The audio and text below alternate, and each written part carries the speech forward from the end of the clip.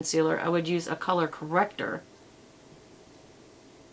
and then a skin tone concealer that is very, very liquidy, not creamy. Because you're just going to, between the color corrector and that, Now there are some products out there that claim to be a color correcting concealer. So I would try them. We'll have to look into them together. Y'all comment below if you already know of one. To those who may need that color correction before they conceal. Or if they don't want to need to conceal after they do color correcting, maybe a brightener. Only concern is that color correctors have a color, like they're green or peach, and they're color correcting for either blue. It has to do with the color wheel. Y'all may have studied color theory. If you haven't, you can find out it anywhere on YouTube, and anywhere from makeup artists to painters. But there is color theory, and I would almost call it color fact, because it's true that if you put certain colors together, they make another color. That's a fact. So if you have got a dark circle of blue, the opposite color on the color wheel is orange. So if you use a peachy orangey color under your eye, it cancels out the blue because they neutral out. And that's why after you do that, you do need to put a skin tone concealer on so that you don't have that peach color on. Unless you could just use a brightener. Brighteners usually have a tint of blue. And I just made a mistake because I'm going too fast, as usual. This always happens, if you'll notice, when I'm in a hurry. So, unfortunately, I don't have any makeup wipes in here. I'm not quite sure why that is. So I'm going to just have to use some spit against this very sticky concealer. So this is not going to probably go well. No, it didn't. But it did good enough. And I have to show y'all, that is one pass. That is good stuff. Right after I told you the other was my favorite. God, that was really good stuff, y'all. What do y'all think?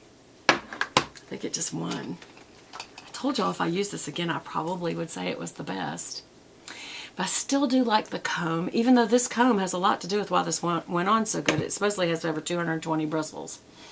But I do like the comb because it combs through the glops of that creamy mascara that builds up to give you that volume look. It comes through that really good. But maybe the fact that this doesn't is why these look so good. I don't know. I do feel like I need a little more color on my lips before I leave. We are going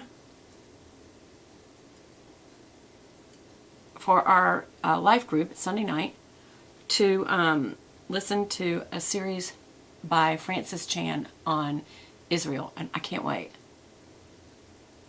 It is all about, well, I'll put it this way. He starts off by standing in the Jordan River and about has a crying fit because he realizes how holy it is that's where his Savior literally stood in the flesh. And he just counts it holy, just the fact that he's standing there too now. But can I tell you something, Francis? God has had his hand on every part of this earth. It's all holy. We're the ones that messed it up. And he's going to fix it. And he's never going to let us mess it up again. We won't want to. When we turn our life over to him, he turns his over to us. We become more like him. When we get to go home to him, we are perfected in him, and we will not mess up again. It doesn't mean that we are little robots because we gave ourselves over to him. But we are willing to do whatever he wants instead of what we want. It's kind of going back to the garden where we listen to him over ourselves, which is exactly what Eve did until she messed up and listened to another voice. Don't listen to another voice, y'all. Let's help each other to only listen to the Word of God, not another voice who claims to know the Word of God. You read it yourself. You got questions, you get in a group of people that you know to be followers of Christ because their life shows it pretty much. I know nobody's perfect in the way they walk, but and a pastor you can trust. And that's hard to find these days. I know that's sad. People go, well, they're only human. It's like, well, they are, but they've also taken a vow to walk out a life dedicated to being an example for Christ and pointing towards him alone instead of their own self-needs and their own self-wants. And that's just beginning to disappear in the ministry, y'all. But that shouldn't surprise us because we were told that by Jesus in the end times, we would see this. And some of you don't be afraid. Oh my gosh, are we in the end times? First of all, don't be afraid of the end times. That's number one. Number two, because whatever we need to go through, if we're still here, God will sustain us through that period, even if it means that we're going to have to be suffered. So He'll sustain us through the suffering. But anyway, it's just, I'm really looking forward tonight to go and see this Bible study DVD and then get to discuss it together as believers. So, but y'all, if you don't have that in your life, seek out a church and seek out a life group that you can be a part of. A lot of you have said that you're lonely, and I guarantee you that would be so much. That's what it's for, is to go through life together, whether it's to enjoy all the ups with, so you have someone to enjoy it with, or go through some down times and say, I need some help here, and have a group of people you can depend on.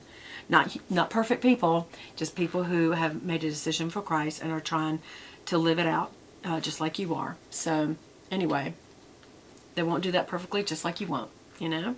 So anyway, that's all I have to say. I'm cleaning this off on this little cloth before I go, because I don't want that concealer to set out on that brush. But it does. It's about time to wash this brush anyway. Y'all, they're like weeks old. That's really bad. Anyway, I love you guys. Talk to you again soon.